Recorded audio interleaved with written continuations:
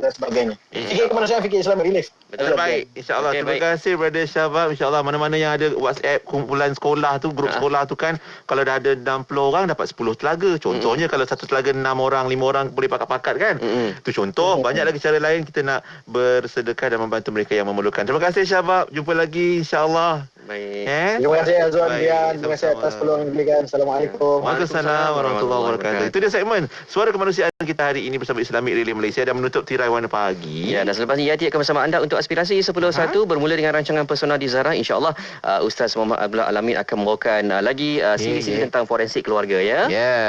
Sama-sama nantikan dan untuk warna pagi kita jumpa esok insyaAllah. Ya, segitu. Assalamualaikum warahmatullahi wabarakatuh. Rancangan itu tadi dibawakan kepada anda oleh Islamic Relief Malaysia. Hiburan mendidik jiwa hanya yang terbaik di IKIM, Inspirasi Inforia Islami.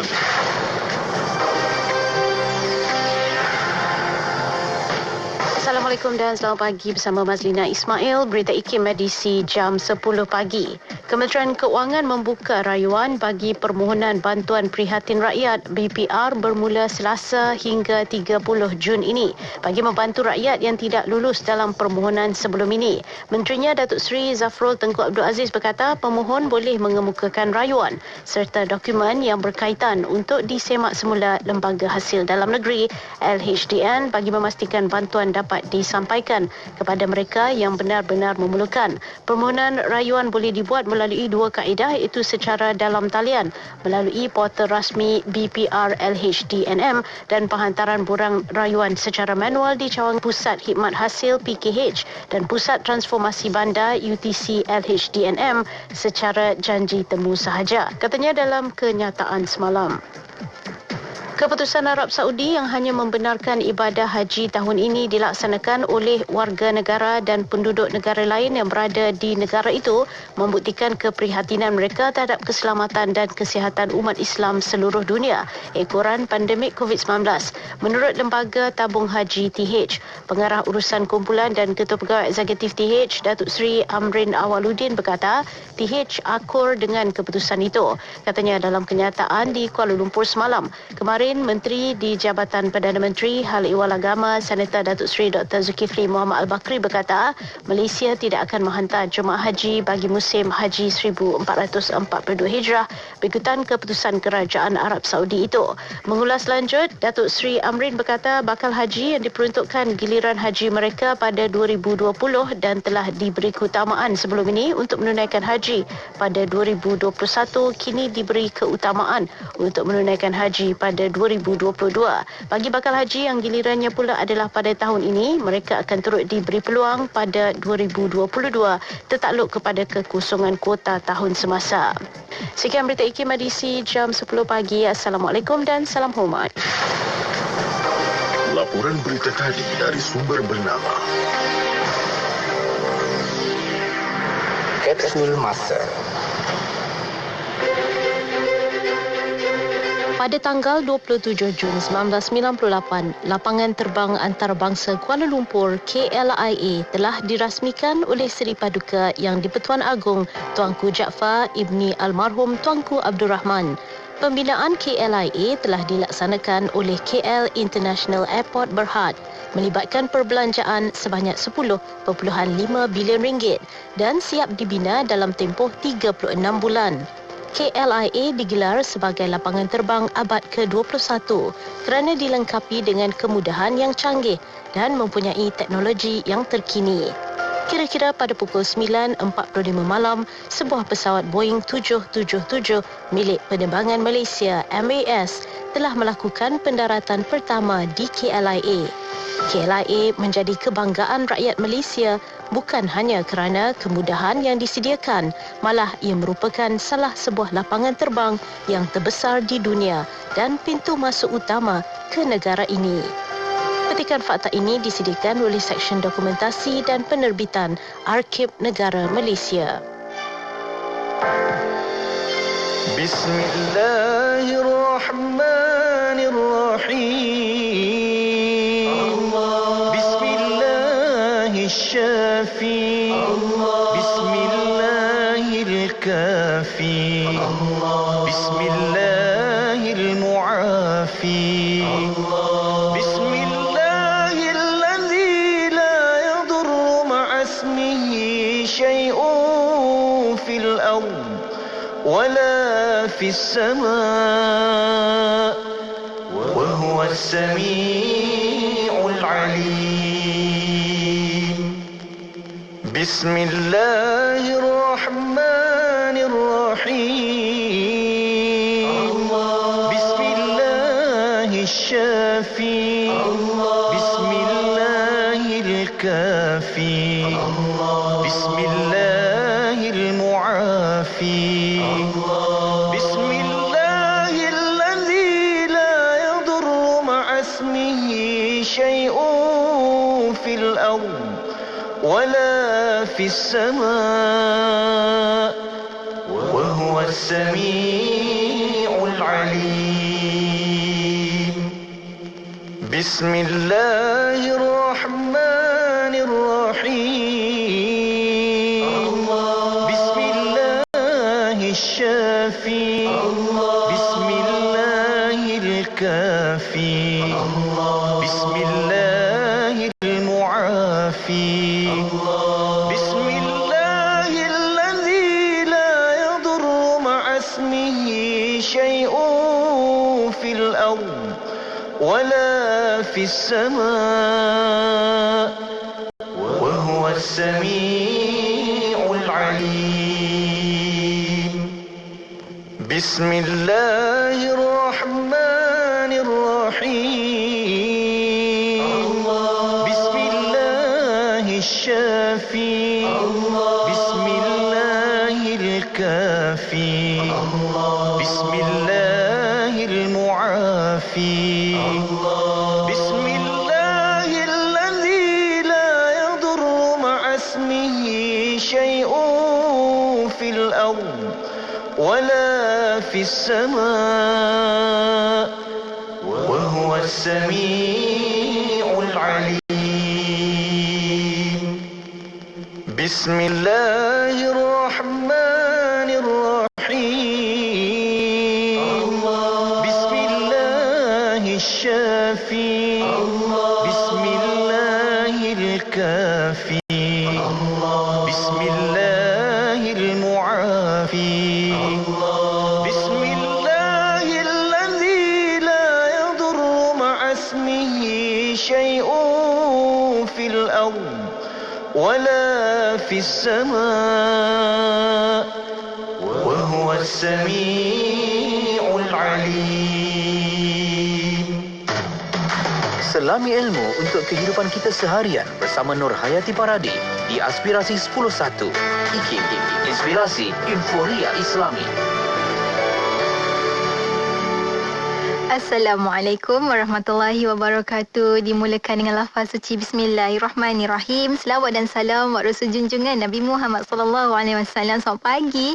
Salam Isnin. Salam Isnin. Selamat hari Isnin untuk semua sahabat dengar IKIM, tak kira di mana jua anda berada. Alhamdulillah Allah kurniakan rezeki untuk sekali lagi saya Nur Hayati Paradi bersama dengan sahabat pendengar 3 jam menerusi Aspirasi 10.1 insya-Allah, bermula 10 pagi ni sampai ke pukul 1 tengah hari nanti. Apapun, moga-moga hari ini Allah kurniakan kita dengan biasan rasa ketenangan dan juga rasa ceria insya-Allah, walaupun hanya di rumah sahaja.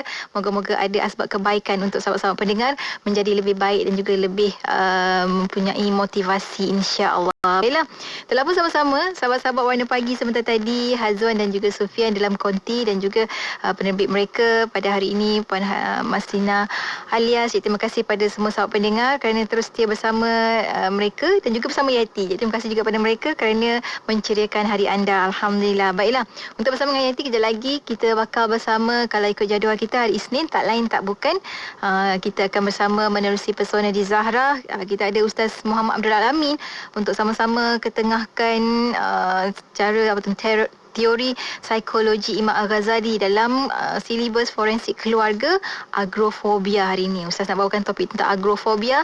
Dia tak ada kena-mengena dengan tanam menanam pokok, tapi insya-Allah sama-sama kita faham tentang ketakutan, topofobia, tempat sesak, dan juga ada orang takut untuk keluar rumah. Kita tak menggalakkan untuk anda keluar rumah, tapinya kita nak ketengahkan tentang fobia ini wujud dalam sesetengah daripada kita. Untuk sama-sama kita atasi, sama-sama kita bantu, sama-sama kita menjadi orang yang memahami, insya-Allah. Untuk anda, rakan pendengar, ikuti secara langsung di FB IKIM FM, YouTube channel IKIM, dan pastinya secara langsung kami bawakan kepada anda di Radio Institut Kefahaman Islam Malaysia, insya-Allah. Dan saat ini, jom kita mulakan pagi hari Isnin kita bersama dengan Syedi Khairan dengan hadirmu, kerana setiap kita, kehadiran kita dalam majlis-majlis ilmu Allah kira sebagai ibadah, insya-Allah. Untuk anda teruskan bersama Yati, tentunya hanya di IKIM, Inspirasi Inforia Islami.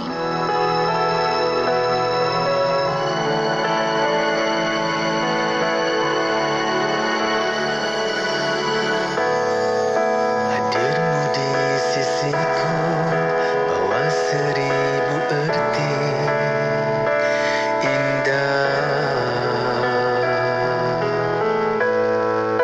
Engkaulah permaisuri bertakhta di hati selamanya. Kita bina maligan harumi bersama, saling menyempurnakan, terima apa adanya, segala kekurangan diri.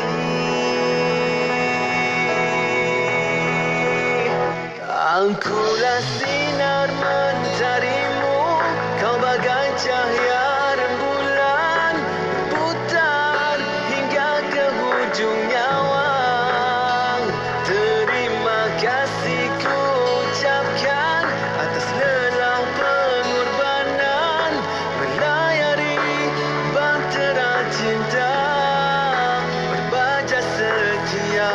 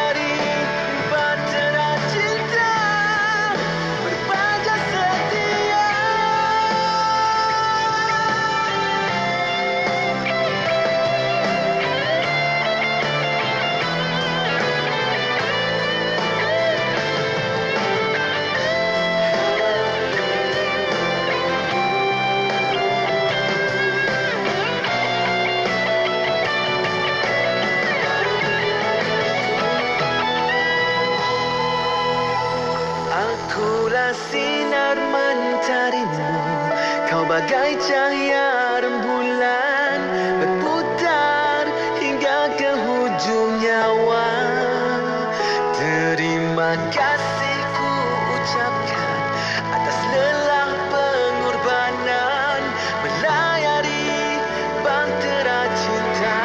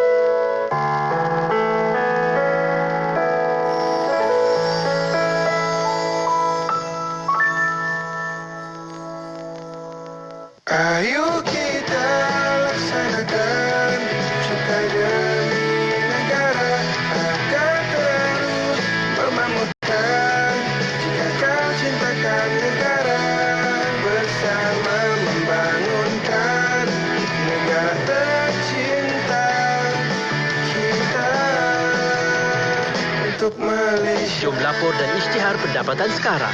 Maklumat lanjut di www.hasil.gov.my. Kasturi Amira, gel mandian dirumus khas sempurna untuk sisi keluarga. Dapat memberi pembersihan yang terperinci dan perapian kulit secara semula jadi. Dari rambut ke kaki. Setiap olesan pada kulit dilengkapi dengan ciri-ciri antibakteria yang membuatkan kulit anda lebih bersih. Sesuai untuk mereka yang mementingkan kebersihan dan kesegaran dengan haruman buah campuran pati citrus dan bunga ros. Menjadikan pengalaman mandi yang menyamankan dan menyegarkan. Anda boleh layari www.mykastury.com atau hubungi 017-619-0013 dan 019-2299-792 untuk pembelian. Kasturi Amira, gel mandian untuk semua. Kasturi mesti dilindungi, kasturi mesti dicari. Kasturi Amira, gel mandian dengan setiap bilasan pada kulit amat berkesan dalam menyingkirkan kuman serta memberikan perlindungan harian kepada seluruh keluarga. Kasturi Amira, gel mandian boleh didapati dalam saiz 500 ml. Anda boleh layari www.mykastury.com atau hubungi 017-619-0013 dan 019-2299-792 untuk pembelian. Kasturi Amira, gel mandian untuk semua. Kasturi mesti dilindungi, kasturi mesti dicari. Ayo sertai kempen Jom Menyumbang RM50 demi pembebasan Masjid Al-Aqsa dan Palestin. Hubungi kami 0389267019 dan layari Facebook Aman Palestin. Dengan roh, dengan darah, kami berkorban untukmu ya Aqsa. Malaysia terkenal dengan keunikan dan kepelbagaian makanan yang merupakan manifestasi kemajmukan budaya masyarakat di negara ini. Perkara ini lahir dipengaruhi oleh sejarah, budaya, sains dan teknologi. Buku Kepelbagaian Budaya Pemakanan di Malaysia, Perspektif Islam akan mengupas perkembangan budaya pemakanan yang dibawa oleh 3 kaum utama di Malaysia iaitu Melayu, Cina dan India serta melihat bagaimana Islam memainkan peranan. Dengan harga RM45, dapatkan di laman sesawang ikimniaga.my atau melalui aplikasi Shopee dan Lazada. Hubungi 03-6204-6388 atau 389 untuk maklumat lanjut. Nuraisa, Nuraisa, kosmetik mesra wuduk Nuraisa. Nuraisa, Nuraisa, kosmetik mesra wuduk Nuraisa. Nuraisa, Nuraisa, Nuraisa, makeup mudah dibersihkan. Pilihan ramai wanita, kosmetik mesra wuduk Nuraisa. Pilihan ramai wanita, kosmetik mesra wuduk Nuraisa. Apa sah? Nuraisa. Bang, ni campur ni satu lagi berapa bang? Okey, kejap. Ni harga dia. Murahnya bang. Package combo kembali lagi. Tempah sekarang sementara masih ada. Hubungi 012-686-9236 atau 0173452564. Tertakluk pada terma dan syarat. Hari tutup permohonan iklan adalah setiap 16 hari bulan pada setiap bulan. Jadikan rasa cinta Raihana, Raihana, Raihana, Raihana, amat makanan sunnah. Raihana, Raihana, rasa cinta sebenar. Raihana, Raihana, amat makanan sunnah. Raihana, Raihana, semestinya Raihana. Assalamualaikum warahmatullahi wabarakatuh. Saya Saksi Baharim. Jom dapatkan produk Raihana dengan ejen dan stokis berhampiran anda atau layari www.raihanamadu.com. Cetuskan rasa cinta Raihana di hatiku. SOP yang dibangunkan dalam mendepani pandemik COVID-19 adalah untuk memastikan agar kemungkinan berlakunya jangkitan dapat dikurangkan. SOP ini bukan satu halangan ke atas hak kita sebagai individu, sebaliknya sebagai satu langkah pencegahan yang proaktif untuk menjaga kemaslahatan awam yang lebih besar.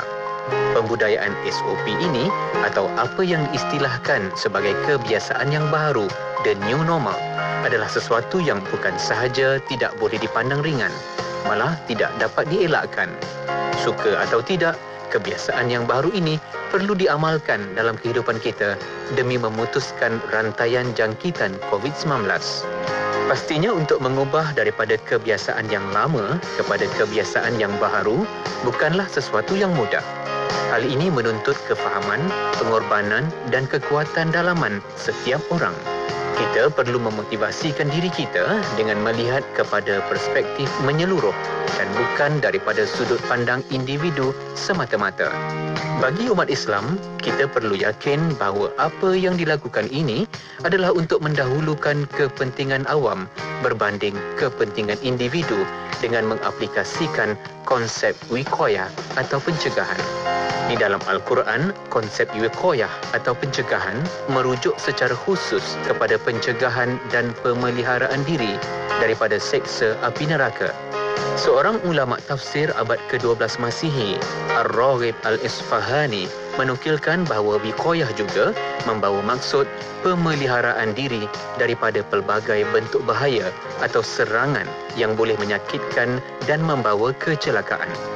Dalam Islam, satu prinsip penting dalam perubatan ialah dirham al-wiqayah khairum min qintaril ilaj, yang membawa maksud usaha pencegahan yang sedikit lebih baik daripada usaha merawat yang berkali ganda banyaknya.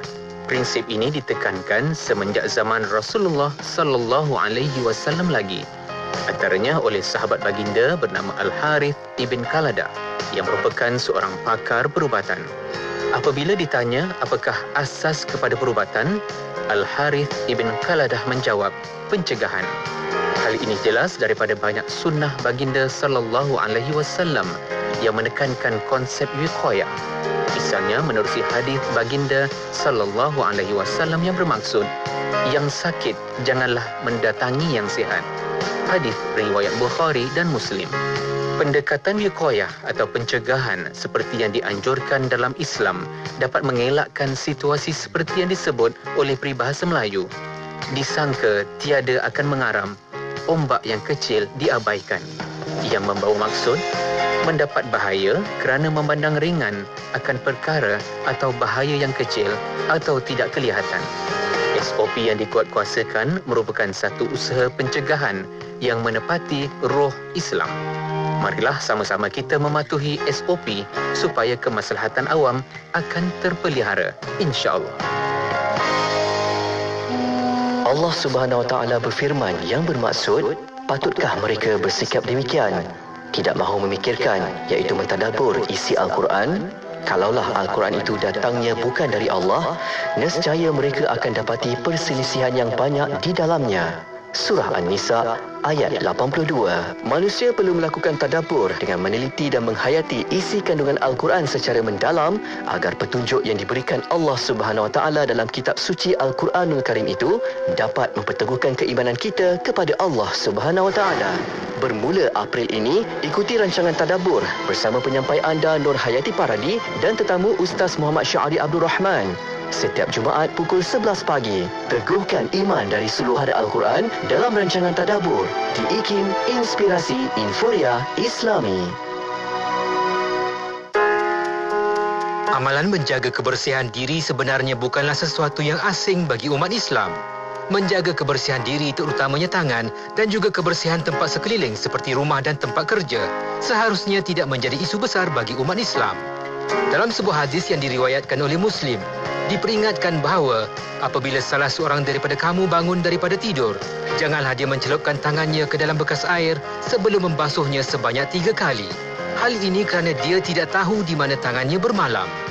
Falsafah di sebalik seranan Nabi Muhammad SAW ini adalah supaya kita sentiasa memastikan tangan kita dalam keadaan bersih. Hal ini pastinya amat relevan dalam zaman pandemik COVID-19 ini yang menuntut kita sentiasa membasuh tangan sama ada dengan air dan sabun atau dengan bersanitasi tangan atau hand sanitizer. Insya-Allah, perbuatan membersihkan tangan dengan kerap ini akan membantu mengurangkan risiko penularan COVID-19. Inspirasi Inforia Islami tentunya hanya di Radio Institut Kefahaman Islam Malaysia. Terima kasih kepada sahabat pendengar kerana terus setia bersama kami di Radio IKIM untuk perkongsian pertama Aspirasi 10.1 edisi Isnin. Tak lain tak bukan kita akan bersama menerusi perkongsian Pesona di Zahra. Dan pun bersedia di hujung talian untuk bersama dengan sahabat pendengar. Kita ada Ustaz Muhammad Abdul Alamin. Assalamualaikum Ustaz. Waalaikumsalam warahmatullahi wabarakatuh. Masya Allah. Hari ini Ustaz bukan nak berkebun ya. Hari ini Ustaz cerita pasal agrofobia. Bukan berkebun, tapi insya Allah untuk kita sama-sama belajar dalam silibus forensik keluarga dengan nama agrofobia, takut keluar rumah. Ini kita tak galakkan orang keluar rumah Ustaz kan. Tapinya ada orang takut keluar rumah, takut pergi tempat sesak. Agrofobia ni lebih kepada takut ke tempat sesak lah Ustaz. Mungkin awalan ni kita berikan terlebih dahulu pendahuluannya, apa yang dimaksudkan supaya kita semua faham, supaya kita dapat mengaplikasikan dan kita tahu, kita faham orang-orang yang memiliki agrofobia ini untuk kita tak judgemental kepada mereka. Silakan Ustaz. Okey, bismillahirrahmanirrahim. Assalamualaikum warahmatullahi wabarakatuh. Alhamdulillah wassalatu wassalamu ala Rasulillah wa ala alihi wa sahbihi wa man tabi'ahu wa man nasarahu wala. Dirahmati Allah, adik jika ayati selesai kepada seluruh ibu-ibu, akak-akak, ayah-ayah, sahabat abang yang saya sayangi dan saya doakan dengan kebaikan sekalian. Pertama syukur kepada Allah Subhanahu wa taala dengan limpahan kurnia dan rahmatnya pada pagi yang berbahagia ni dapat sama-sama kita berada di dalam Pesona di Zahra dan mudah-mudahan sedikit yang kita kongsi beri manfaat kepada kita insya-Allah. Okey, dalam Islam kita diajar untuk cara kita melihat kehidupan ini kan.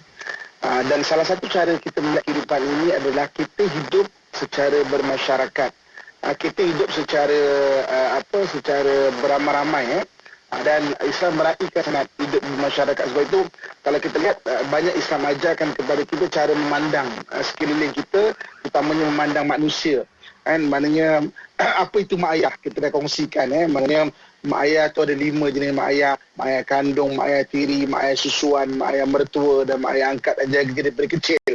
Siapa itu? Maknanya jiran kan. Apakah jiran itu? Apakah itu hidup di masyarakat?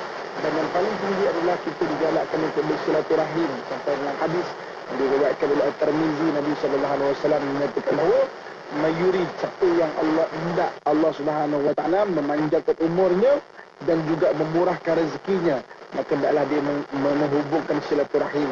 Maksudnya dengan manusia ni kita kena jumpa menghubungkan silaturahim, Allah akan tambah panjang umur dan juga Allah Subhanahu wa taala akan tambah murahnya rezeki itu. Tetapi tidak semua orang sama. Islam menggalakkan itu.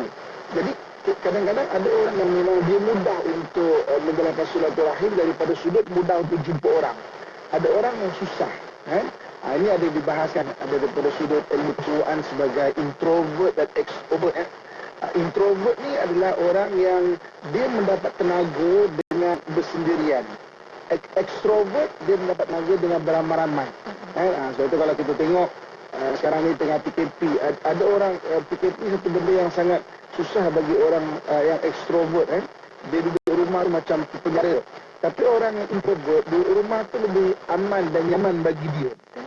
Dan sebab tu kita tak boleh nak ukur orang tu sama. Kita cakap apalah orang ni berjalan kita duduk rumah tak tenang dia apa semua. Kebetulan mungkin kita introvert, sedangkan orang lain extrovert kan. Maksudnya orang tak sama. Itu yang penting dalam pengajian kita Pesona Zahra di sini kita nak lihat orang tak sama. Kita tak boleh ukur orang macam diri kita kan. Okey. Kemudian bagi orang yang orang yang suka bersendirian ni, ada satu keadaan kadang-kadang kebanyakan antara introvert dan extrovert, orang introvert banyak dia rasa tak selesa berada di tengah ramai.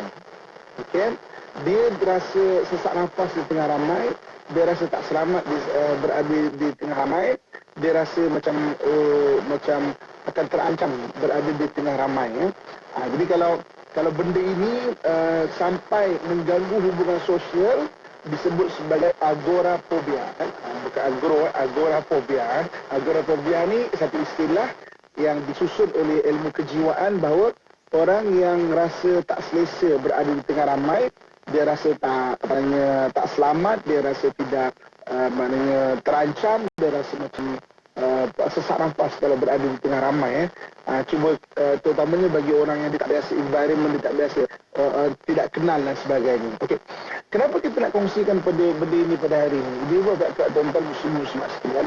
Supaya apa? Supaya kita dapat memahami pertama sekali ada benda tak kena pada kita bagi orang yang ada benda ini. Pertama Yang keduanya orang yang melihat pula jangan mudah untuk menjatuhkan hukum. Tengok tu bererti nak bergaul dengan orang. Sebab kadang-kadang takrifan baik ataupun baik bagi kita adalah orang yang peramah. Kan? Maksudnya orang sungai apa, "Makcik okey makcik." Sebab itulah ada kerjaya Goris dan menang.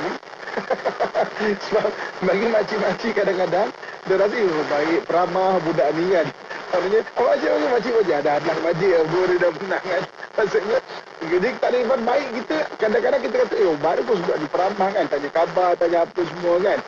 Jadi, oleh di sebalik itu kita kata, dia tu tak kata kita orang, tak kata hormat orang, kan?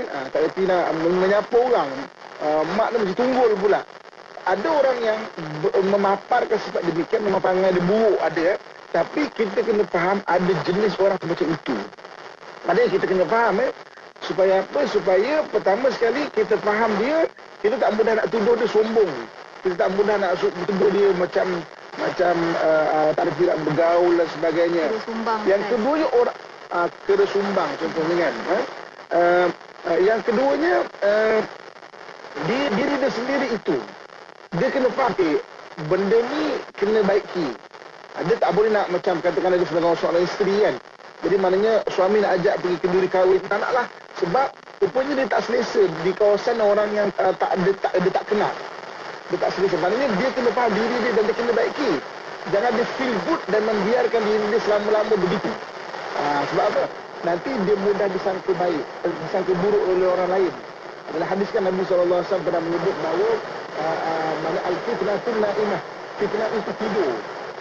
La'anallahu man ayqadhaha. Maknanya la'an Allah bagi orang yang mengejutkan. Maksudnya apa?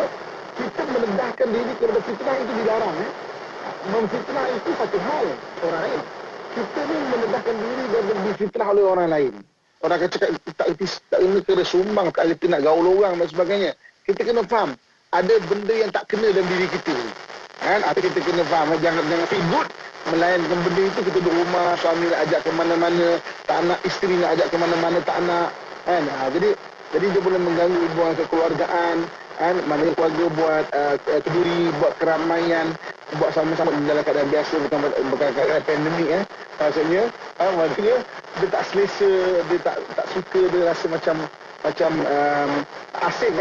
Asing. Dan dia sendiri mengasingkan diri. Ini yang kita kena faham benda ni. Jadi daripada dua sudut. Satu, daripada mata orang yang memandang. Tengok jenis orang tu macam mana. Maksudnya tidak mudah menghukum dia. Yang keduanya iaitu daripada jenis diri kita yang kita kena faham. Kita kena faham. Maksudnya ada benda yang kita kena perbaiki dalam Islam. Nanti kita tengok sebentar lagi bagaimana Islam mengajarkan kepada kita, menggalakkan kepada kita daripada sudut kita bergaul dengan orang supaya kita tidak jadi terasing ataupun kata tempatan lama seperti kera sumbang. Dia cakap itu pernah faham tak apa maksud kera sumbang? Pernah tengok tak kera sumbang tu apa? Tak boleh nampak bila kera menyumbang macam mana, Ustaz? Saya baru-baru ni kan ada buat membantu satu persatuan nelayan buat surau ni. Satu persatuan nelayan ni maknanya dia balik daripada dapat ikan ke apa semua, tapi tak ada surau. Kita bina surau untuk dia tu. Dekat situ banyak monyet tau. Banyak kera, banyak monyet. Banyak monyet. Ada satu monyet yang dipulaukan oleh kawan-kawan dia. Kita tak tahu psikologi monyet tu macam mana. Tapi dia dipulaukan oleh kawan-kawan dia. Monyet ni dia bergerak secara kumpulan tau. Jadi dia dipulaukan. Memang kesian lah. Maksudnya tak ada kawan, dia duduk seorang-seorang, dia apa. Maksudnya monyet lain tak ada kawan dengan dia. Jadi saya tengok benda tu, saya kata, oh ini orang boleh cakap kera sumbang kan. Jadi dia datang dekat nelayan tu minta macam makan ke apa. Sebab dia kalau ni tak mau kawan dengan dia. Tapi dia macam normal je tengok kan. Tapi kera sumbang Beliau ni lah kata kera sumbang.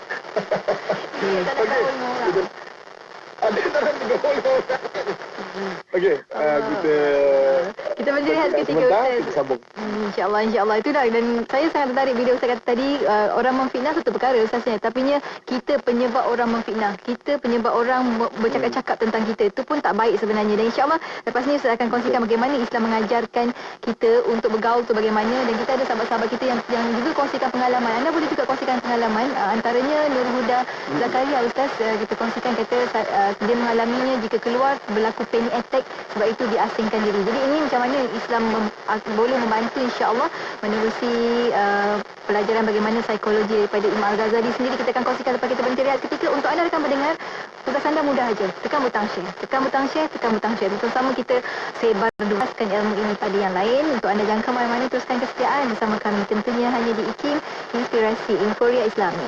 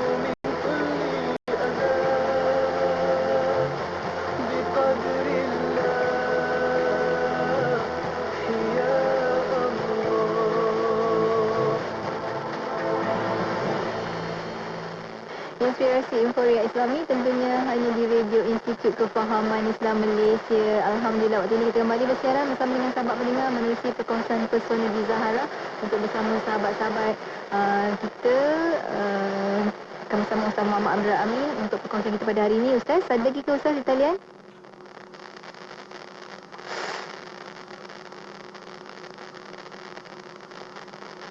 Ni kita terputus Ustaz. Okey, kita terputus Ustaz. Kita akan dapatkan Ustaz kembali. Untuk anda jangan ke mana-mana, teruskan kesetiaan bersama kami tentunya hanya di IKIM Inspirasi Inforia Islami. Radio IKIM membawa kepada anda pengisian yang lebih mendalam Warna Pagi bersama Haji Pian dan Azwan. Ustaz Syarizan Daud Atur Rabiq untuk motivasi pagi. Mari kita juga gunakan peluang ini untuk mantapkan. Terdapat juga lagu-lagu nasyid yang terbaik.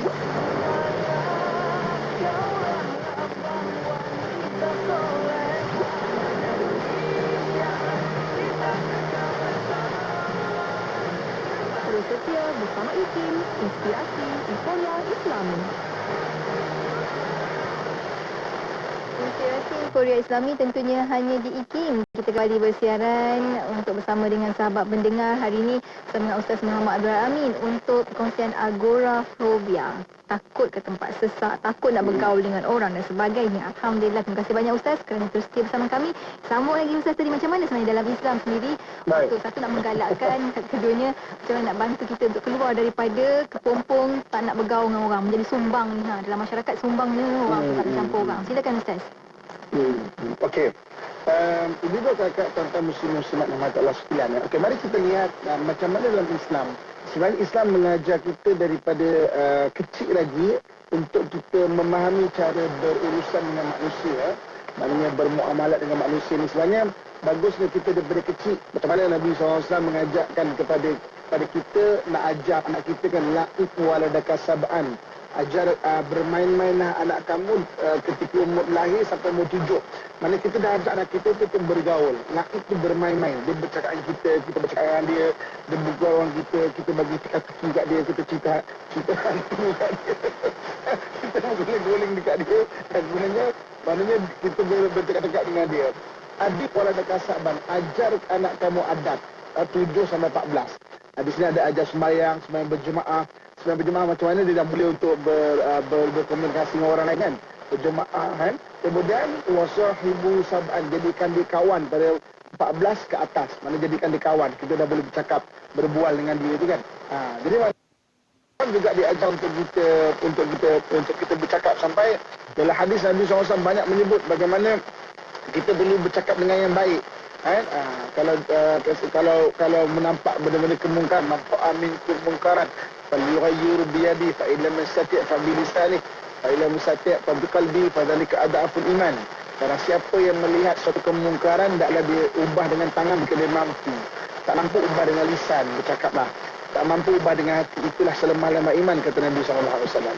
Jadi maknanya itu antara daripada kecil sebenarnya kita sudah diajar untuk pendedahan kepada benda-benda bergaul dengan manusia ni. Ada bermula kadang-kadang terutamanya bagi orang yang introvert mula-mula introvert dulu. Extrovert ada juga kena begitu. Tapi maknanya takut dia membentuk satu sifat yang tak selesa, lemas bergaul dengan orang yang disebut sebagai agorafobia. Okey, jom kita lihat apa kata Islam. Ini kakak tuan-tuan muslim-muslimat sekalian.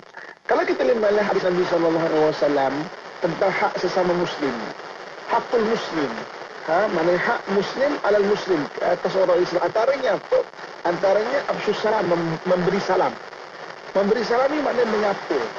So maksudnya bagi ibu kakak ayah abang-abang yang mungkin ada tak selesa di tengah ramai atau berapa disebut sebagai agorafobia, kita bermulakan dengan apa yang disebut menyapa.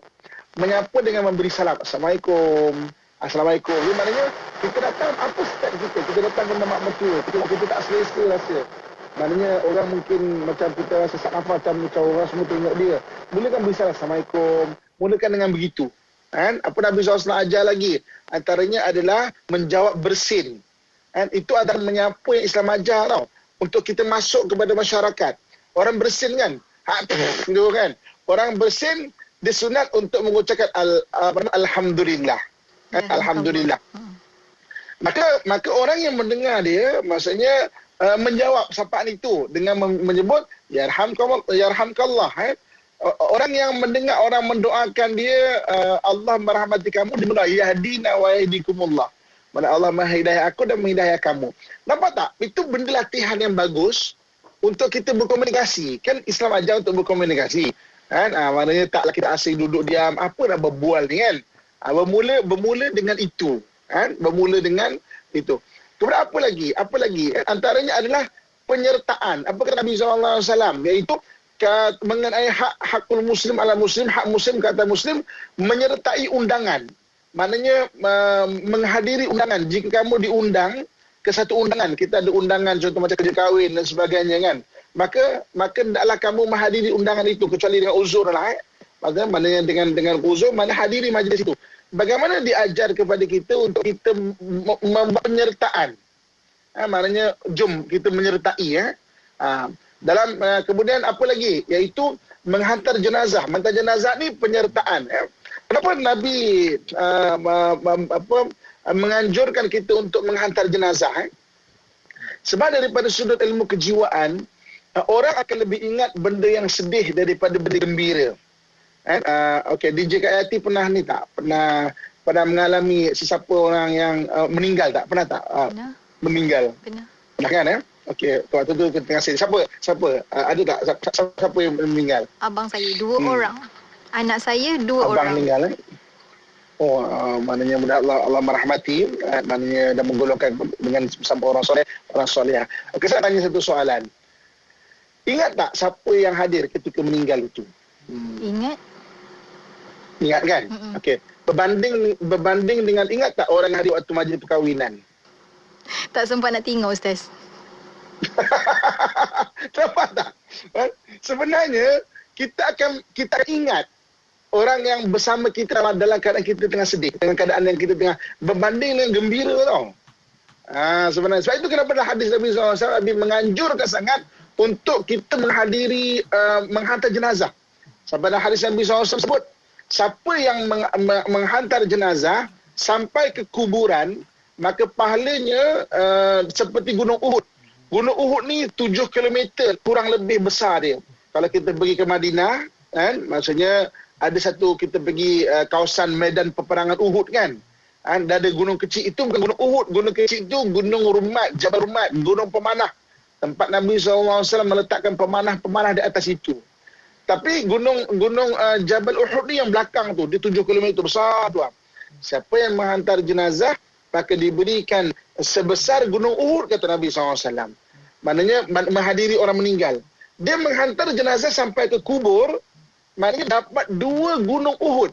Maknanya besarnya pahala yang Allah Subhanahu Wa Taala berikan. Maknanya kita menghadiri. Kenapa Nabi menggalakkan menghadiri benda itu? Sebab ketika meninggal orang akan lebih ingat berbanding dengan gembira kan. Gembira orang tak ingat. Maknanya kita gembira, orang tak ingat. Orang susah, orang akan ingat siapa yang bersama kita ketika susah itu. Betul Nabi menggalakkan begitu. Saya kan didik hati kan. Ra'aitu bi'aini. Sebab kata orang, aku lihat dengan mata kepala aku sendiri. Cerita orang berilmu. Anda saya boleh saksikan amalan orang soleh yang terdahulu. Allah yarham bekas mufti Selangor. Maknanya Datuk Ishak Bahrom. Satu ketika, dia dalam satu perjalanan ke satu majlis. Dia tidak rushing. Tak rushing. Saya ada waktu tu. Nampak jenazah diiring ke kubur. Jenazah diiring ke kubur, berhenti. Dia berhenti, dia hantar sampai ke kubur. Ada orang ada ilmu kan. Maknanya dia, macam mana penyertaan, padahal tak kenal, boleh keliling siapa tu.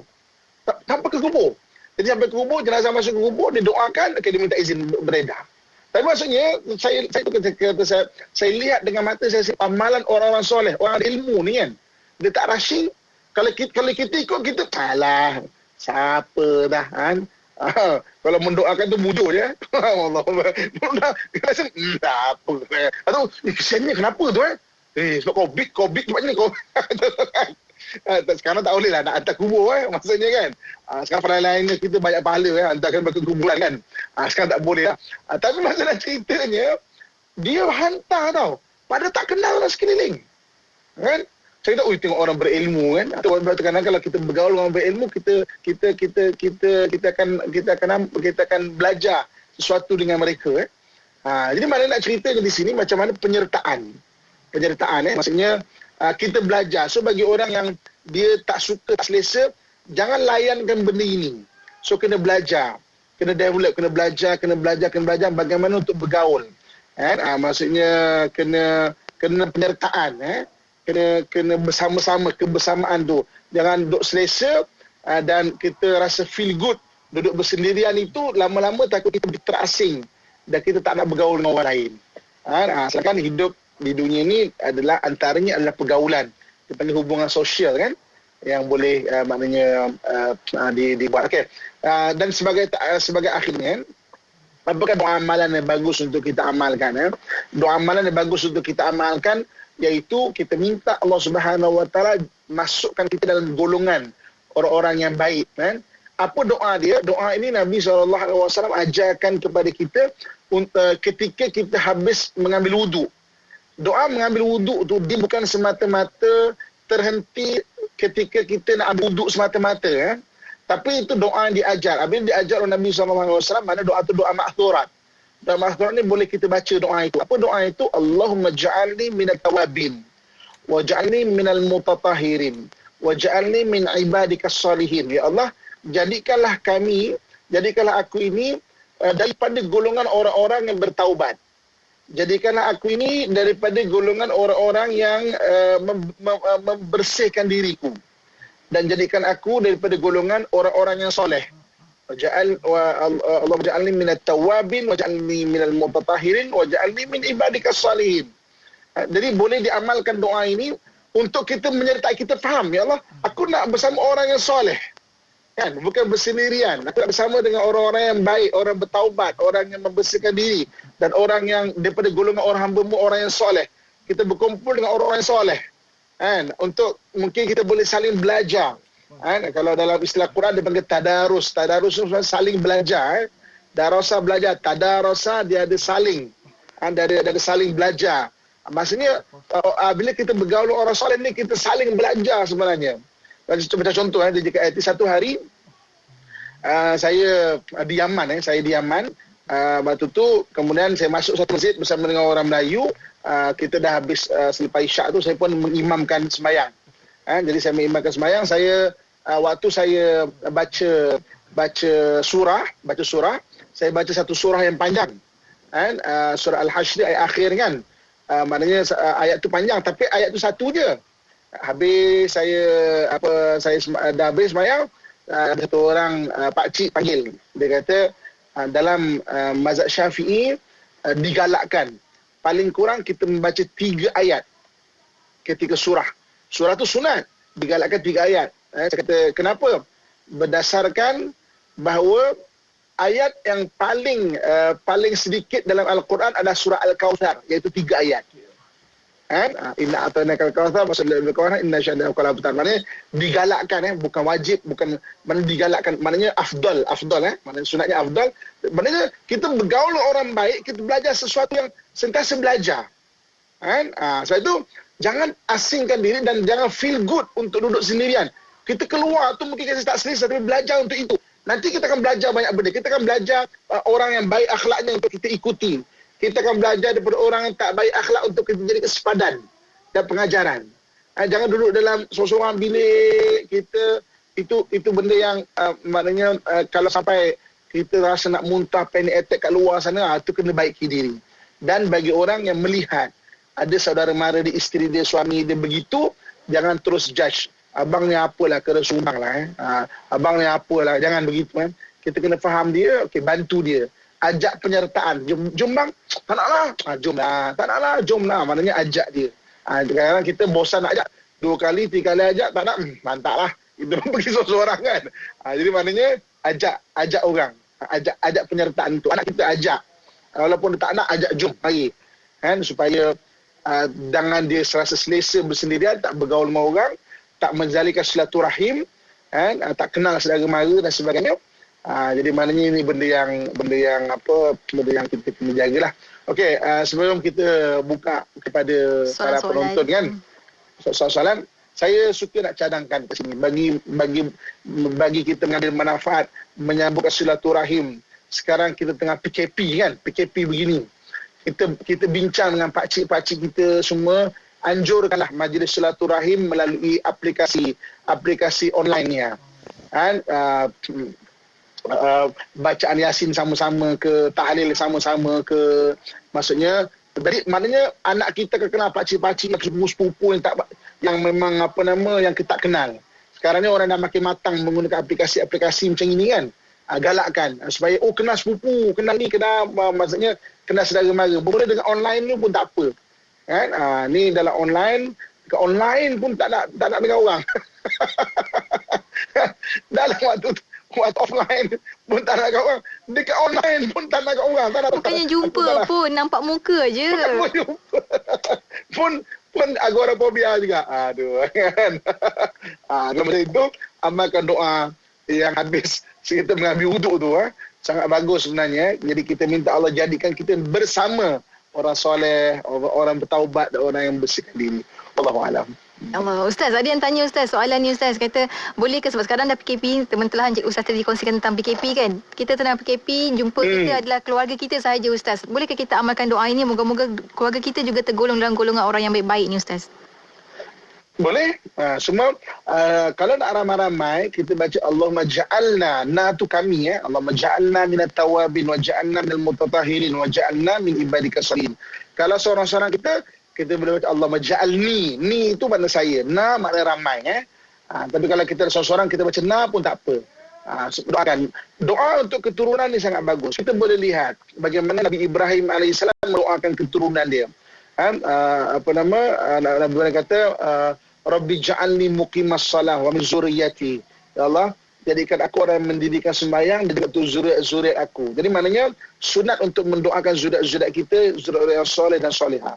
Dan kita pun kadang-kadang mungkin kita jadi orang yang baik pada hari ini ataupun telah berhijrah kepada kebaikan hasil doa atuk-atuk kita. Kita tak tahu tau. Atuk kita pernah doakan, dia pun tak jumpa kita, tapi dia hasil doa itu kita menjadi orang yang soleh, orang solehah. InsyaAllah. Jangan putuskan. Datuk nenek kita dah doakan, kita pula doakan untuk generasi akan datang, insyaAllah. Kita ada soalan daripada sahabat kita ni Ustaz, Siti Hajar. Kata masalahnya bukan takut untuk bergaul dengan masyarakat, tapi lebih kepada tak suka bergaul sebab rasa kekurangan diri lebih banyak berbanding kelebihan. Macam mana nak atasi perkara tersebut Ustaz? Okey. Jadi ini antara benda-benda yang kita rasa macam satu rendah diri, kita mungkin tak layak, kita mungkin tak setara, mungkin kita tak cantik, mungkin kita tak sekaya dengan orang dan sebagainya. Sebenarnya apabila persepsi itu sendiri yang wujud dalam diri kita yang tidak akan melangkah ke arah itu. Kita fikir nak kata apa pula, tak, kita pergi je. Maksudnya kita tengok, sebab kadang-kadang kita ada yang apa yang dipanggil sebagai delusional belief, kepercayaan delusi. Kita percaya satu jalan cerita yang kita fikir sendiri. Kemudian kita akan bergaduh pada benda itu. Tengok, orang semua tak suka saya. Siapa yang tak suka? Padahal kita mentaksim muka orang. Muka tu masam, tak suka aku lah tu. Padahal dia masam, dia tu tadi tengah makan asam kecut kan. Jadi muka jadi masam. Bukan sebab kita pun. Dia makan benda. Tak ada kena-mengena pun. Jadi jangan ada delusional belief. Otak kena latih dengan positif. Sebelum kita kata tak naklah nanti keluarga abang, maklumlah kita SPM, keluarga suami kita semua universiti dan sebagainya. Kita rasa dalam diri, alah keluarga abang tu hina-hina saya je. Kita yang rasa macam tu. Dia tak hina pun. Perkataan dia biasa pun, kita terlalu sensitif. Ini maknanya sebab itulah maafkan orang, latih otak tu sentiasa, minda tu sentiasa berfikiran positif. Sebab ada jika fikiran ni, dia adalah attitude, dia adalah tabiat. Kalau kita perasan, orang ada tabiat pemikiran buruk, dia akan selalu berfikiran buruk. Orang ada tabiat pemikiran positif, selalu akan berfikiran positif. Jadi pemikiran ni, dia adalah tabiat. Lepas tu kita kena biasakan. Satu benda, kaitkan dengan Allah. Allah ada. Maknanya Allah akan bantu kita. Maksudnya kita akan latih positif. Dan kita akan lebih lagi, berkeyakinan dalam diri kita tu dengan Allah Subhanahu Wa Taala. InsyaAllah bersangka baik dengan Allah. Seterusnya Ustaz, satu lagi soalan Ustaz daripada Adab Ahmad. Kata Ustaz, sahabat kita ni jenis yang tak banyak cakap. Kalau bergaul dalam masyarakat pun jenis pendiam. Jadi fitnah pada orang yang tak mengenali sahabat kita ni. Cakap saya ni sombong, berlagak katanya. Hakikatnya memang dia macam tu. Adakah dia ni jenis manusia yang penyebab fitnah atas diri sendiri atau macam mana Ustaz? Okey, ini yang saya sebut tadi. Terima kasih pada yang bertanya kan. Jadi apa yang kita rasa, kita mendahkan orang cakap kita sombong. Jadi sebab itu kita kena latih. Macam saya sebut, ya, ada orang yang introvert. Macam tadi mungkin saya rasa pada bertanya tadi agak introvert kan. Itu tak selesa ramai-ramai. Tapi latih untuk memberi salam. Assalamualaikum. Berbual dengan benda-benda yang remeh-remeh dulu. Contoh dalam hadis Nabi SAW, Nabi pernah datang, Nabi kata, hai bina tu'minus sa'ah. Maknanya, jom kita beriman sekejap. Maknanya Nabi tak cerita, Nabi jumpa orang, Nabi bagi nasihat, jom. Mana Nabi, jom. Maknanya, penyertaan tu. Jadi, nampak tak apa contoh yang berlaku bila kita macam itu, mendedahkan orang akan ngata kita sombong, kita tak nak bergaul, kita macam action kan. Lebih-lebih gila kalau kita ada satu kedudukan kan. Padahal kita introvert, tapi orang tak faham. Lepas tu kita belajar pada hari ini daripada dua sudut. Satu, diri kita sendiri, kita baiki kalau kita jadi macam itu. Satu lagi, bagi kita melihat orang. Jangan mudah nak cakap orang tu sombong ke apa ke. Kadang-kadang memang dia jenis berat mulut, dia memang malu, dia jenis memang lebih-lebih kalau ada agorafobia ni kan, dia tak boleh nak bergaul, dia sesak nafas. So kita yang nak kena selesakan dia. Jom. Dan dalam hadis Nabi yang diriwayatkan Tirmizi, awal lagi saya sebut. Maknanya siapa yang nak supaya Allah panjangkan umur dia dan murahkan rezeki dia, falyasil rahimahu, maka adalah dia menghubungkan silaturahim. Membuat silaturahim ni Allah akan bagi panjang umur, Allah akan bagikan murah rezeki. Ada surat Tirmizi. InsyaAllah. Besar ganjarannya Ustaz kan. Kita kan masa dah tak apa nak banyak. Tapi kita satu soalan Ustaz daripada sahabat kita di WhatsApp kita rakitkan Ustaz. Soalan terakhir kata Ustaz, anak-anak sahabat kita ni jika ada tetamu datang rumah tak nak jumpa tetamu, lebih suka berkurung dalam bilik. Saya pernah tegur tapi suami pula yang tak setuju dengan saya, katanya tak boleh paksa anak layan tetamu. Salah ke sahabat kita ni Ustaz? Okey. Jadi ada satu perbezaan nilai di sini. Okey. Mungkin isteri ada extrovert, suami introvert. Suami bersetuju dengan anak janganlah paksa-paksa kan. Pak suami memahami anak yang mungkin gitu. Okey, mengajak anak saudara datang untuk mungkin dia tak pandai nak bergaul, kita pun tak ajak. Maknanya untuk nak buatkan air untuk dia pun semua, paling kurang ajar untuk salam. Lepas tu saudara mara kan. Maknanya kalau lepas PKP nanti semua dah okey,